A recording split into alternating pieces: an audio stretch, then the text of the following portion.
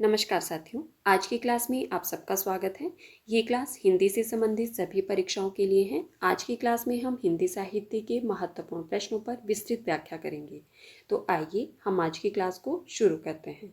हमारा आज का पहला प्रश्न है, छायावाद का प्रवर्तक किसे माना जाता है? आपके पास ऑप्शंस में है सुमित्रा नंदन पंत, जयशंकर प्रसाद, सूर्यकांत त्रिपाठी निराला या महादेवी वर्मा। तो इसका सही उत्तर क्या होगा? सभी लोग अपना उत्तर कमेंट बॉक्स में देते रहें और साथ साथ में आपने ध्यान रखना है कि जो हमारे पास 4 विकल्प दिए गए हैं, इन चारों विकल्पों के बारे में आपको जो भी आता है प्लीज़ आप लोग कमेंट बॉक्स में अवश्य लिखते रहें।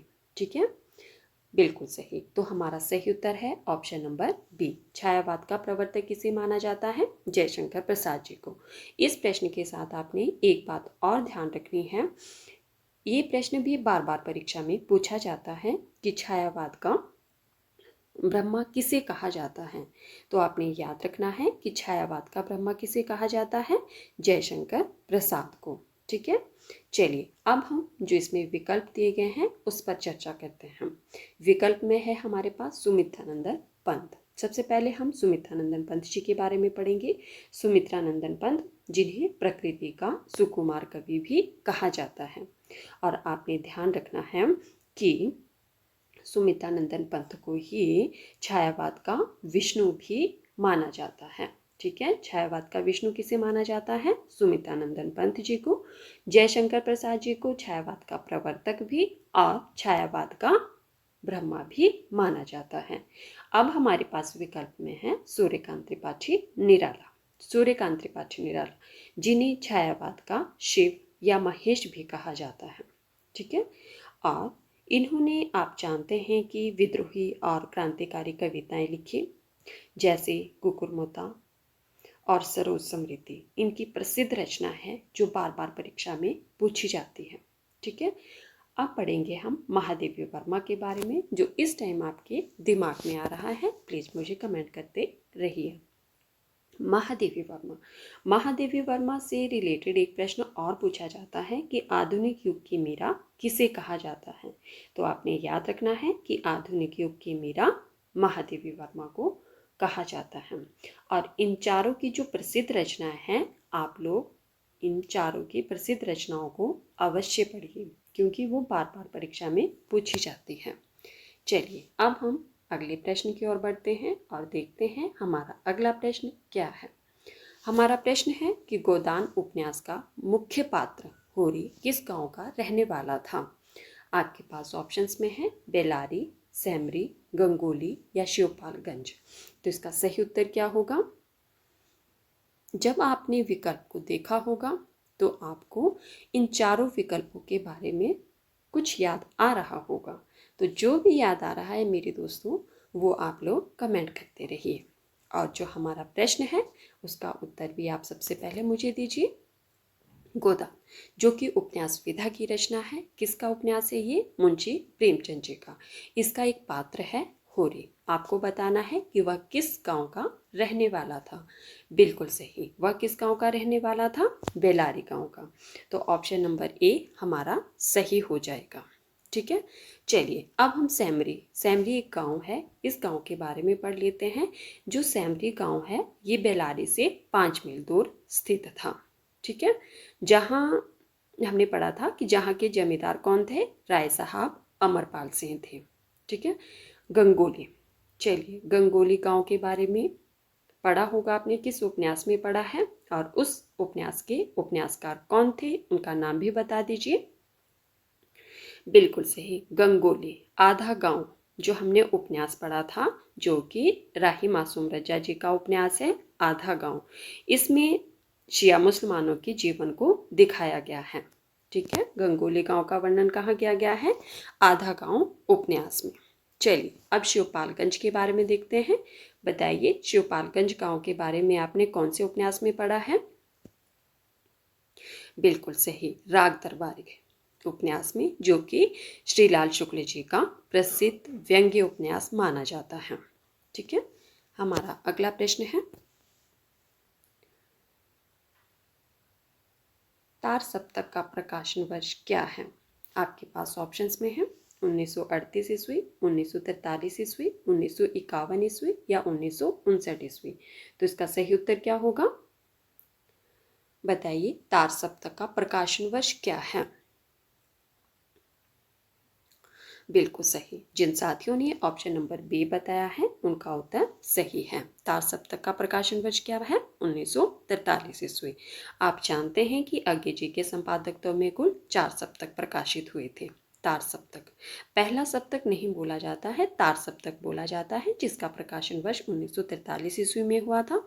दूसरा सप्तक कब प्रकाशित हुआ था? 1951 में। बिल्कुल सही। और तीसरा सप्तक 1959 में प्रकाशित हुआ था और चौथा सप्तक 1989 में प्रकाशित हुआ था। ठीक है, तो ये 4 सप्तक प्रकाशित हुए थे अज्ञे जी के संपादकत्व में। आपने इन चारों सप्तकों की जो प्रकाशन वर्ष है वो भी आपने याद रखना है। ठीक है, हमारा अगला प्रश्न है, कामायनी में कुल कितने सर्ग हैं? आपके पास ऑप्शंस में है 12, 15, 7 या 18। तो इसका सही उत्तर होगा, सबसे पहले आप मुझे ये बताइए कि कामायनी जो रचना है इसके रचनाकार कौन है?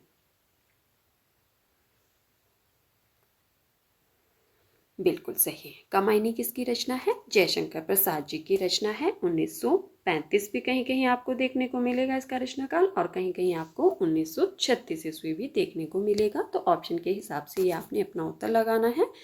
चलिए बताइए, इसमें कुल कितने सर्ग हैं? बिल्कुल सही। जिन साथियों ने ऑप्शन नंबर बी बताया है उनका उत्तर सही है। कामायनी में कुल 15 सर्ग हैं। कई बार परीक्षा में पूछा जाता है, इनके जो सर्ग है वो क्रम वाइज भी प्रश्न पूछे जाता है, और कई बार इस तरह से भी पूछा जाता है कि कामायनी का पहला सर्ग कौन सा है, वह अंतिम सर्ग कौन सा माना जाता है। चलिए आप भी मुझे सिर्फ इतना ही बताइए कि कामायनी का पहला सर्ग कौन सा है? बिल्कुल सही, पहला सर्ग है चिंता, और अंतिम सर्ग कौन सा माना जाता है? आनंद। बिल्कुल सही। पर साथियों, आपने जो इसके 15 सर्ग दिए गए हैं उन 15 सर्गों को याद करना है, और वो भी क्रम वाइज। कई बार परीक्षा में प्रश्न पूछा जाता है।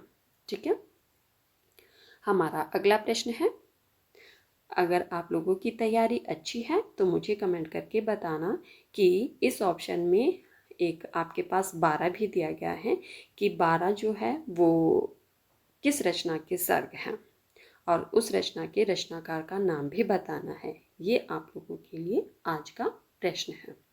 हमारा अगला प्रश्न है, आवारा मसीहा किसकी जीवनी पर आधारित उपन्यास है? आवारा मसीहा जो कि उपन्यास विधा की रचना है, आपको बताना है कि यह किसके जीवन पर आधारित है। आपके पास ऑप्शंस में है प्रेमचंद, शरद चंद्र चट्टोपाध्याय, रविंद्रनाथ टैगोर या विष्णु प्रभाकर। तो इसका सही उत्तर होगा,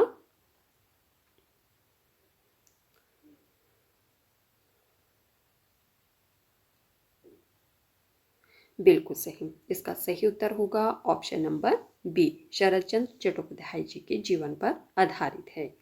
और इसके लेखक कौन हैं? बिल्कुल सही। कई बार इसके लेखक भी पूछे जाते हैं, तो इसके लेखक है विष्णु प्रभाकर जी।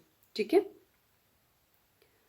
और अगर आपको ज़्यादा ही डीपली जाना है तो आपको याद रखना है कि जो विष्णु प्रभाकर जी हैं, इन्होंने जब ये पुस्तक लिखी थी तो इन्होंने शरदचंद्र के जीवन पर रिसर्च करने के लिए जो है वो 14 साल लगाए थे। ठीक है, चलिए आगे बढ़ते हैं और देखते हैं हमारा अगला प्रश्न क्या है। हमारा प्रश्न है कि खड़ी बोली हिंदी का प्रथम महाकाव्य कौन सा है? आपके पास ऑप्शंस में है साकेत, प्रिय प्रवास, कामायनी या लोकायतन। यहाँ होगा लोकायतन। ठीक है, बताइए इसका सही उत्तर क्या होगा? खड़ी बोली हिंदी का प्रथम महाकाव्य कौन सा है और उसके रचनाकार कौन है? बिल्कुल सही। जिन साथियों ने ऑप्शन नंबर बी बताया है उनका उत्तर सही है। खड़ी बोली हिंदी का प्रथम महाकाव्य प्रिय प्रवास को माना जाता है। इसके रचयिता कौन है? बिल्कुल सही, अयोध्या सिंह उपाध्याय हरिऔध। और यह इनका ग्रंथ कब प्रकाशित हुआ था? 1914 ईस्वी में। ठीक है, चलिए अब इसमें ऑप्शंस में है आपके पास साकेत। साकेत किसकी रचना है? मैथिली शरण गुप्त जी की रचना है। बिल्कुल सही। ठीक है। और कामायनी, अभी मैंने आपको बताया था, बिल्कुल सही, जयशंकर प्रसाद जी की रचना है। और लोकायतन सुमितानंदन पंत जी का एक महाकाव्य है। ठीक है, तो हमारा सही उत्तर है ऑप्शन नंबर बी। हमारा अगला प्रश्न है, परिंदे कहानी के लेखक कौन है जिसे नामवर सिंह ने हिंदी की पहली कहानी माना है?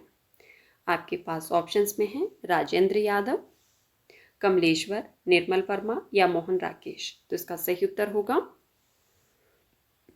बताइए, परिंदे, जो कि कहानी विधा की रचना है। और इसके साथ साथ पूछा गया है या बताया गया है आपको कि जिसे नामवर सिंह ने हिंदी की पहली कहानी भी माना है। उसके लेखक बताने हैं आपको कि उसके लेखक कौन रहे हैं। बिल्कुल सही, जिन साथियों ने ऑप्शन नंबर सी बताया है उनका उत्तर सही है। परिंदे कहानी के लेखक कौन है? निर्मल वर्मा। यह निर्मल वर्मा की कहानी है जो कि 1960 ईस्वी में प्रकाशित हुई थी और नामवर सिंह ने इसे हिंदी की पहली कहानी भी माना है। ठीक है, चलिए, अगर आपके दिमाग में कुछ राजेंद्र यादव के बारे में भी आ रहा है तो मुझे आप बता सकते हैं।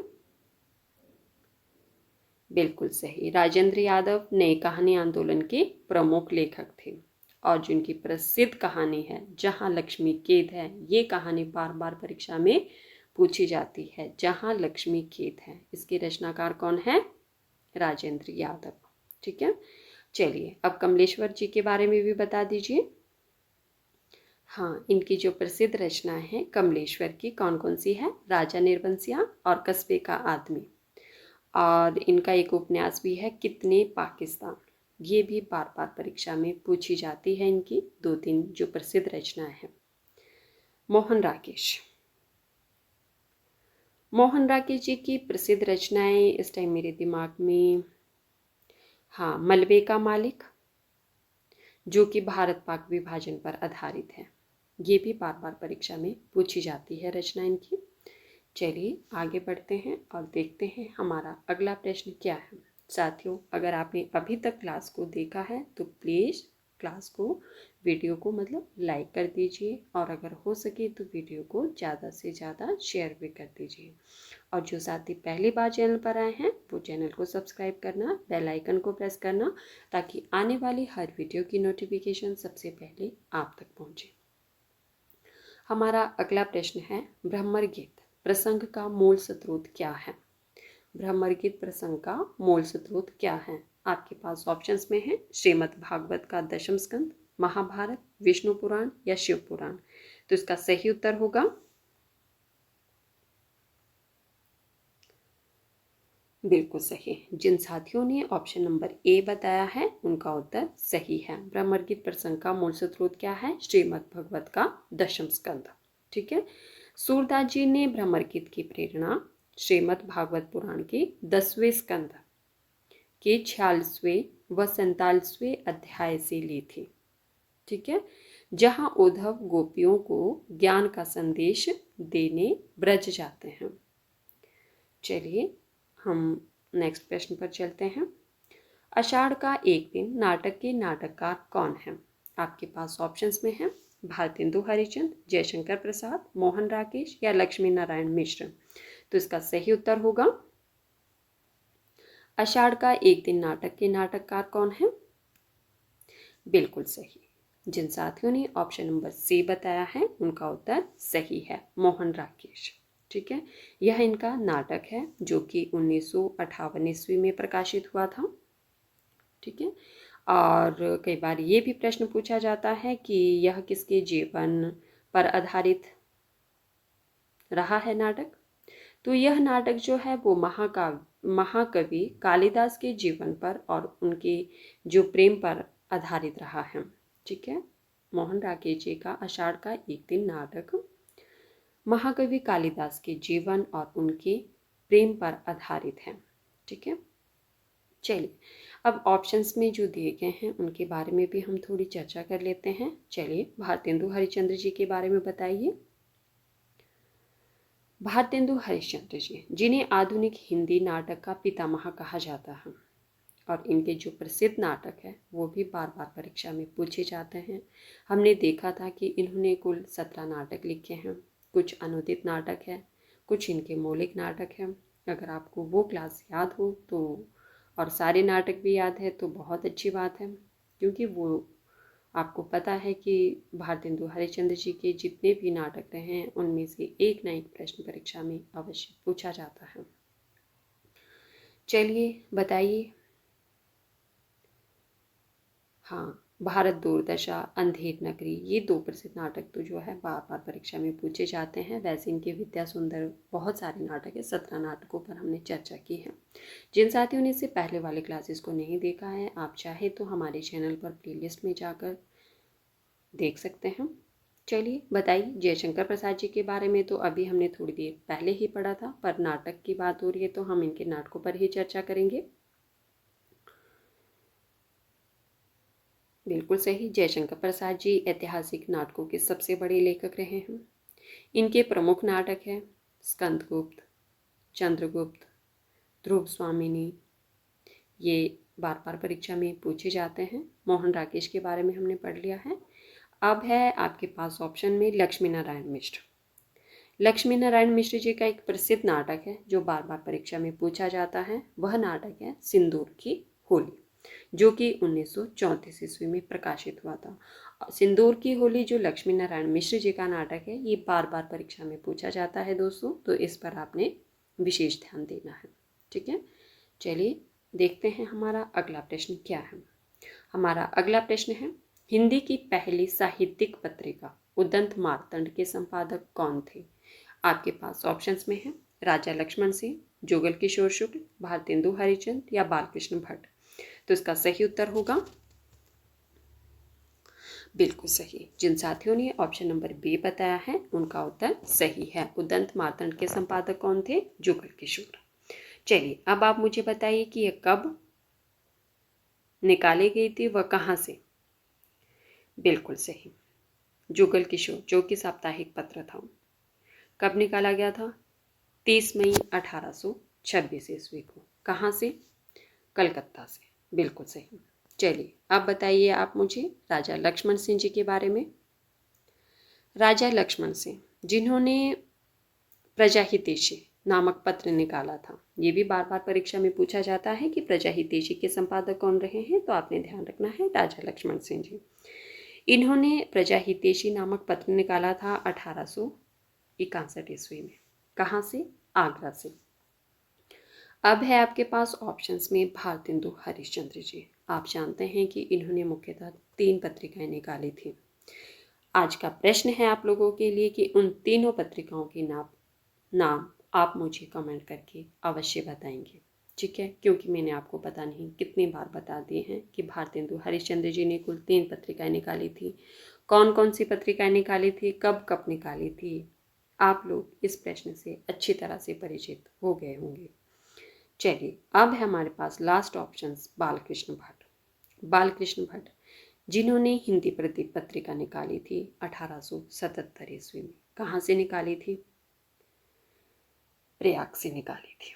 ठीक है, तो दोस्तों ये थे हमारे आज के कुछ महत्वपूर्ण प्रश्न जिन पर हमने चर्चा की। अगर आपको क्लास पसंद आए तो प्लीज़ मुझे कमेंट करके अवश्य बताना कि आज की क्लास में आपके कितने प्रश्न सही हुए। और सच में अगर आपको क्लास अच्छी लगी हो तो प्लीज़ वीडियो को लाइक कर देना, और अगर हो सके तो वीडियो को ज़्यादा से ज़्यादा शेयर भी कर देना। और जो साथी पहली बार चैनल पर आए हैं वो चैनल को सब्सक्राइब करना, बेल आइकन को प्रेस करना, ताकि आने वाली हर वीडियो की नोटिफिकेशन सबसे पहले आप तक पहुँचे। धन्यवाद, मिलते हैं अगली क्लास में।